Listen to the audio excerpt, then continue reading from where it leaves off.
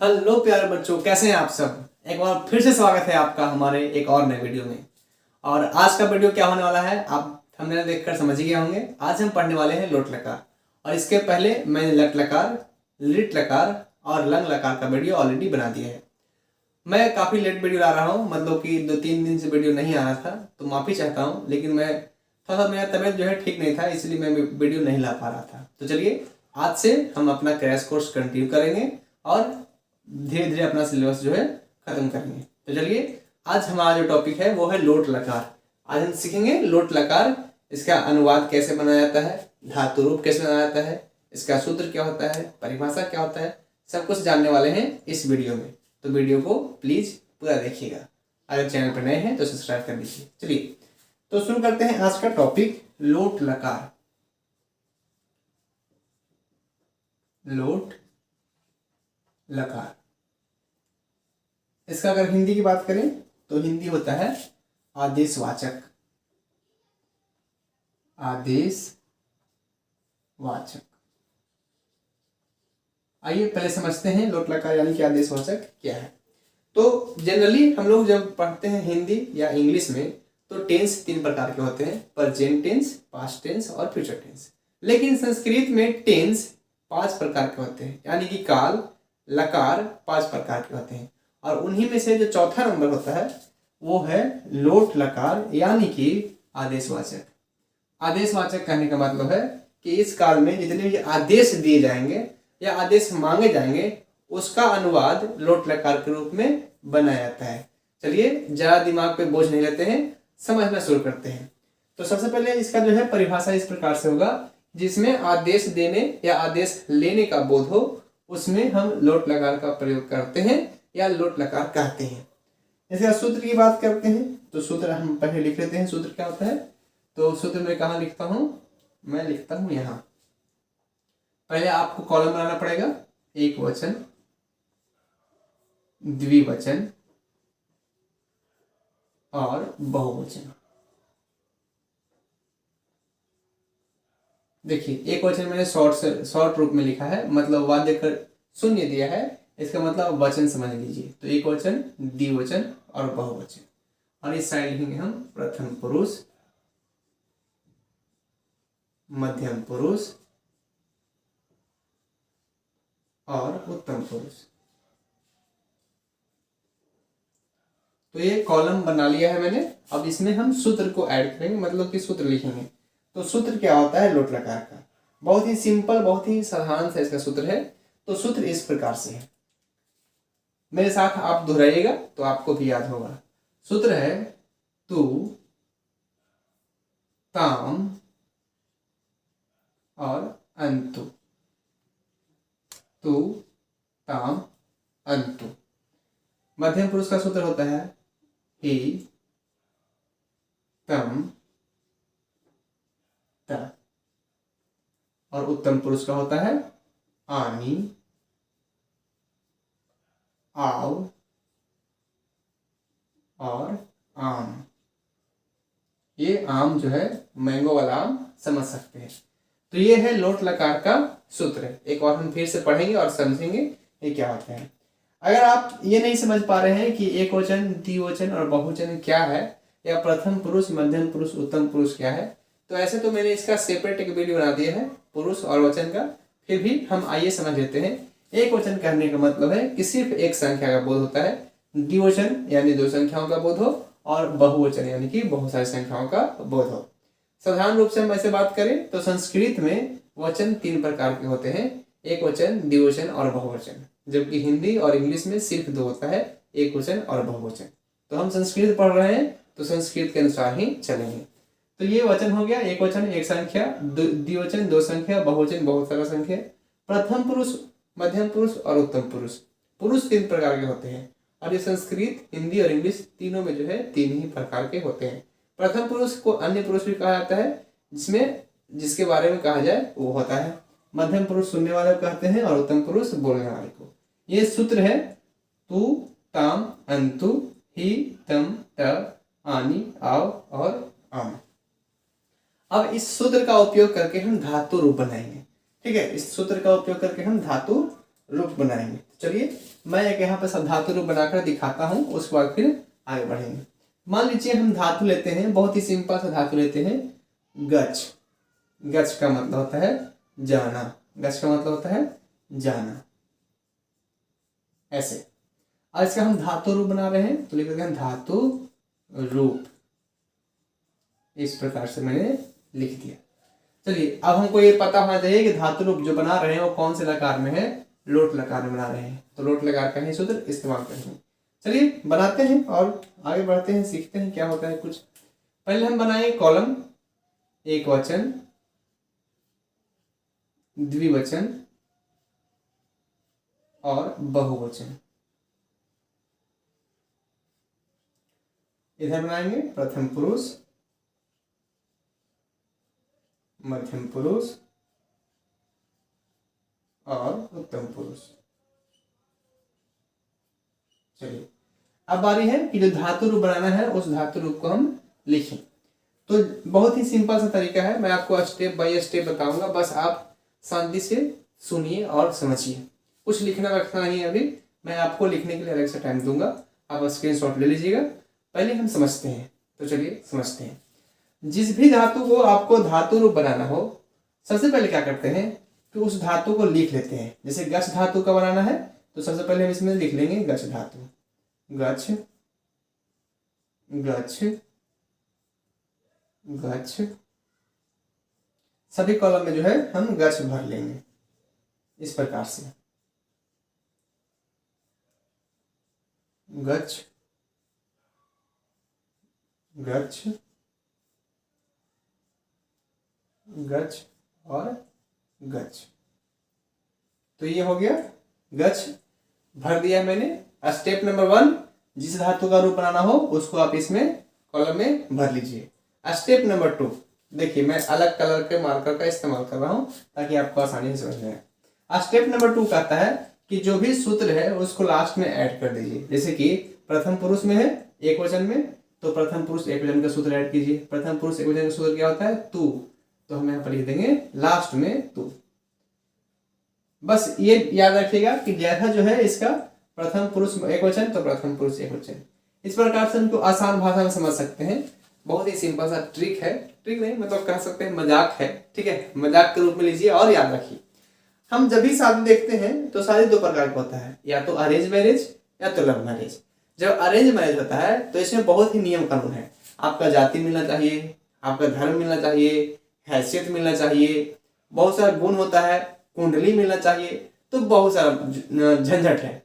तो उसी में से 2 झंझट जो है हम संस्कृत में देखेंगे, वचन और पुरुष का, ठीक है। आप इस प्रकार से समझ लीजिए कि ये जो है कि जो भी हो, लड़का या लड़की, जिसका भी शादी करवाना है, आपको जिसका भी शादी करवाना है आप ये देख लीजिएगा।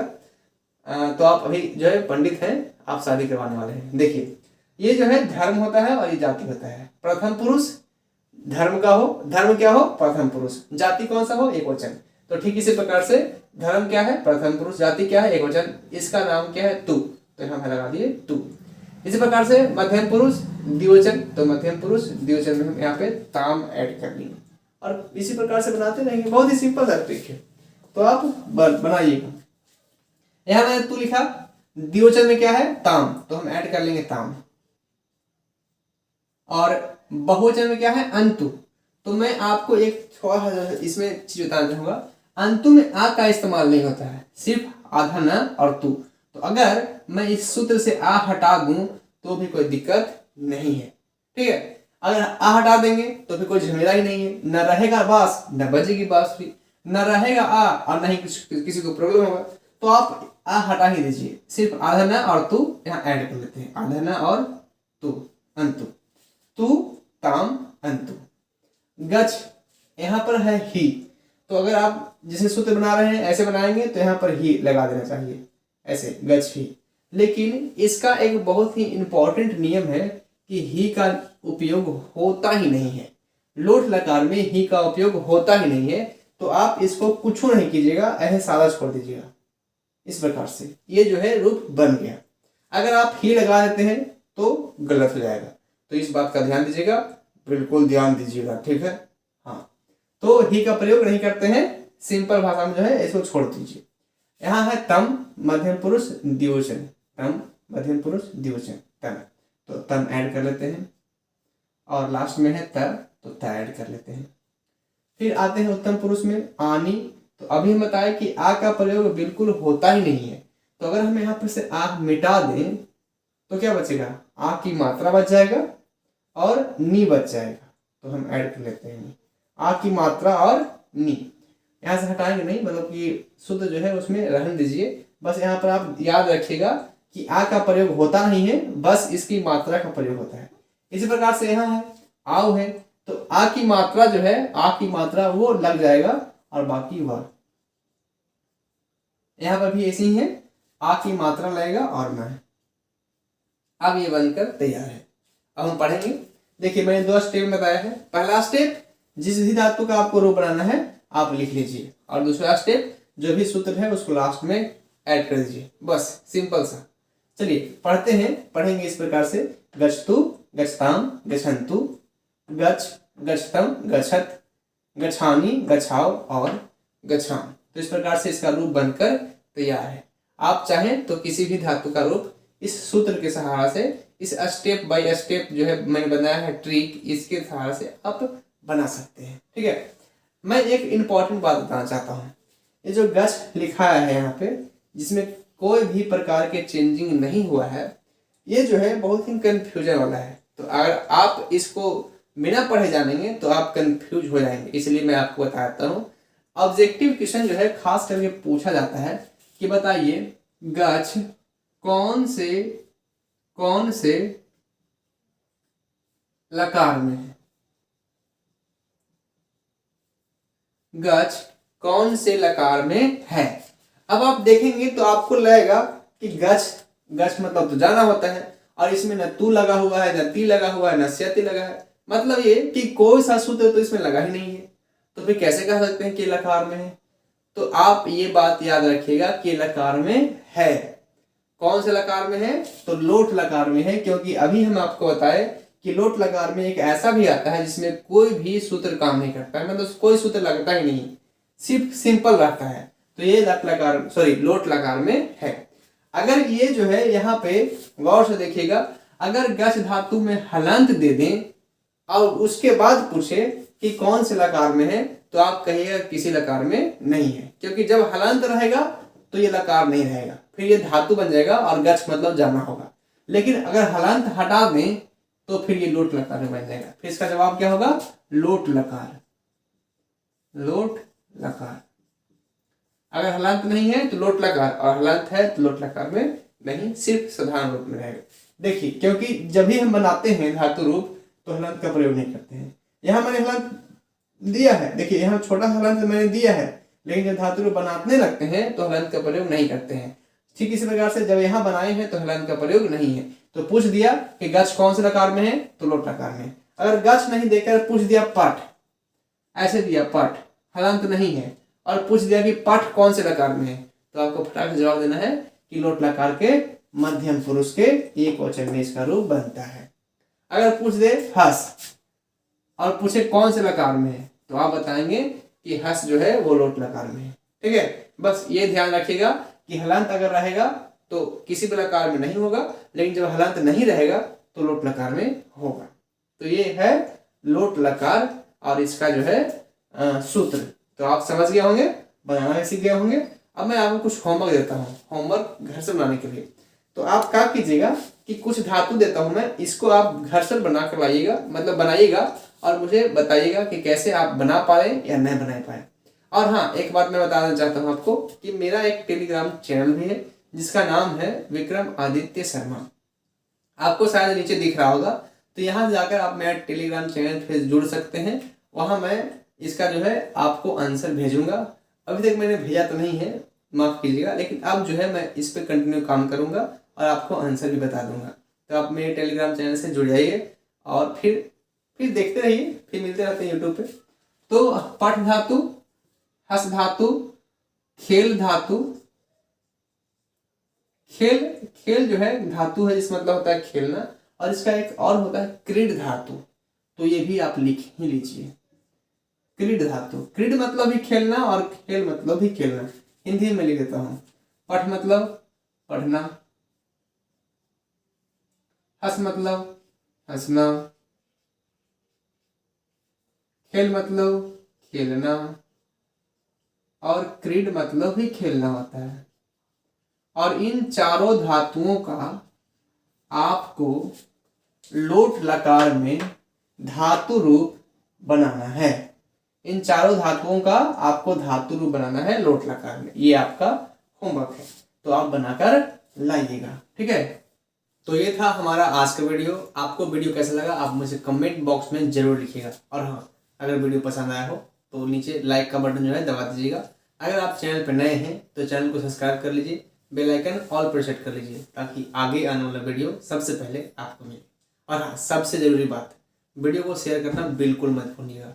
जो भी आपके दोस्त, आपके भाई, आपके बहन बोर्ड एग्जाम की तैयारी कर रहे हैं और इस वर्ष 2023 में बोर्ड एग्जाम देने वाले हैं, उनको ये वीडियो जरूर शेयर कीजिएगा। तो फिर मिलते हैं एक ऐसे ही नए वीडियो में नए टॉपिक के साथ। तब तक देखते रहिए, सीखते रहिए। बाय बाय, जय हिंद।